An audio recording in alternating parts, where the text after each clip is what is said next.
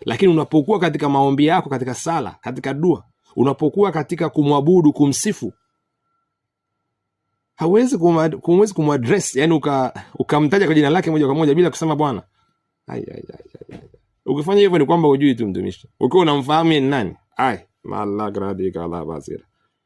Waraka wa kwanza wa Timotheo sura ya 6 mstari wa 15 mpaka 16 inasema hivi: aliye heri na mwenye enzi wa pekee, mfalme wa wafalme, Bwana mabwana, yeye peke yake ndiye asiyeweza kufa, anayekaa katika nuru ambayo hakuna mtu awezaye kuikaribia, ambaye hakuna mtu aliyemuona wala awezaye kumuona. Amina.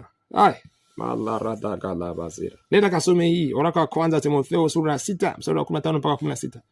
Kaangalie ili haya maandiko aliyoyasoma hapa yanamuaddress nani, yanamuelezea nani? Yanamuelezea Bwana Yesu, kwamba aliye heri, mwenye enzi wa pekee, mfalme wa falme na Bwana mabwana. Yeye pekee ndiye asiyeweza kufa, anayekaa katika nuru ambayo hakuna mtu aweza kuikaribia, ambaye hakuna mtu aliyemuona wala awezaye kumuona.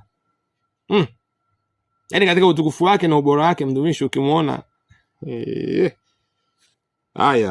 bila ile neema yake, naomba nikwambie kwa Kiswahili cha mtaani, utoboi.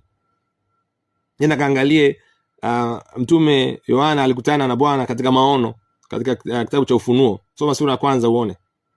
Biblia inasema kama mtu alikufa, amekaa na Bwana miaka 3 akiwa duniani, lakini alipomuona katika utukufu wake, anasema hakuwa na nguvu yoyote ndani yake. Kwa ukimuelewa katika mtazamo, katika ifikra, katika inamna, na ukahusiana naye hivyo, ukataja jina lake katika heshima, lile jina litafanya mambo makubwa